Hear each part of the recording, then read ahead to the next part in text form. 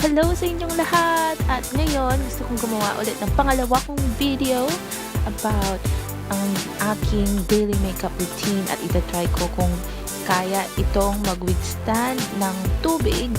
Okay, so of course, magsimula with a clean face, gumamit ng toner, gamit ko kanina ay Wonderpore, tapos ngayon naglalagay ako ng It's Skin VB Effector or Pore Effector para mag-close yung pores at nilayeran ko ngayon ng Dust Cut from Etude House para maiwasan yung mga alikabok na kumapit sa mukha at pumasok sa pores, pati na rin pollution dyan.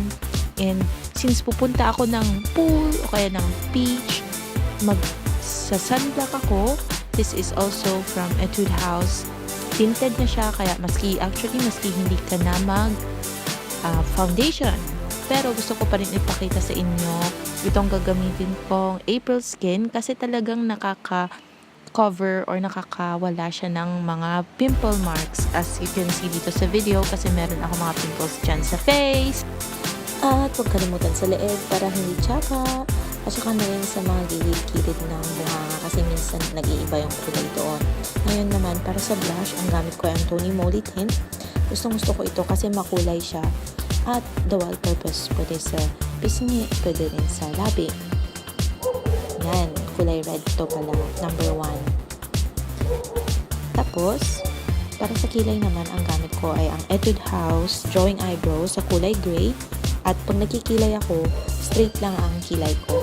Ayaw ko nang masyadong naka-arco kasi mukhang suplada. Gusto ko yung sweet lang. Kaya ito yan. Pasensya na, hindi ako masyadong magaling magkilay. Pero, sa tingin ko okay naman, di ba? So, guhit-guhit lang dyan. Tapos, gamitin yung spoolie o yung nasa kabila para i-blend mabuti at para hindi harsh tignan yung mga guhit. What do you think? At ito ay naman ay isang eyeliner na Japan brand. Regalo lang to sa akin kaya hindi ko sure or hindi ko pa ito nasubukan. Ngayon, pag nagguguhit ako ng mata ko, hinihila ko yung aking lid kasi masyadong maliit at wala ako yung tinatawag nilang double eyelid.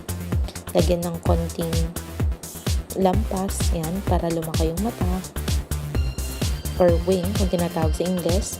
At naman, magpulbos para maset yung makeup. Yan, para maski magpawis ka, hindi masyadong mabubura. Ay, oo nga pala, ilulublob ko yung buong mukha ko sa tubig.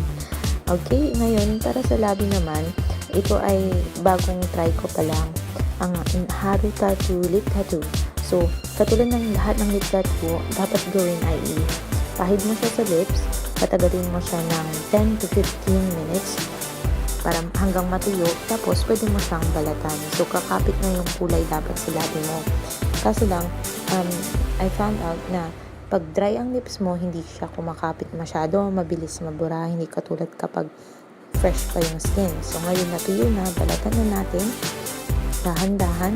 So, para siyang yung, alam mo yung pag na-sunburn ka, parang ganun, kanipis na pagbalat. Sabi nila dapat makapal ang ilagay, pero ninipisan ko lang at 5 minutes na kasi namamadali ako. Maliliit na kasi kami. Ayan. So, hindi siya nag-smudge. Yung red sa daliri ko, galing yun sa tint ko kanina. Sa cotton, merong konti kasi basa yung cotton. Ayan.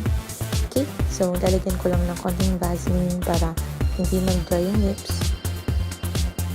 So, itong nangyari after uminom ako ng tubig. Ayan. So, ngayon nandito na kami sa resort at itatry ko na sa water. Katulad nito. Okay. So, pag ahon mo, ganito ang effect ng makeup. Meron pa rin. Pero after a few hours, medyo nawala yung eyeliner. Medyo tunaw na. Ito ang picture ko sa end of the day. Salamat sa pagkikinig. Salamat!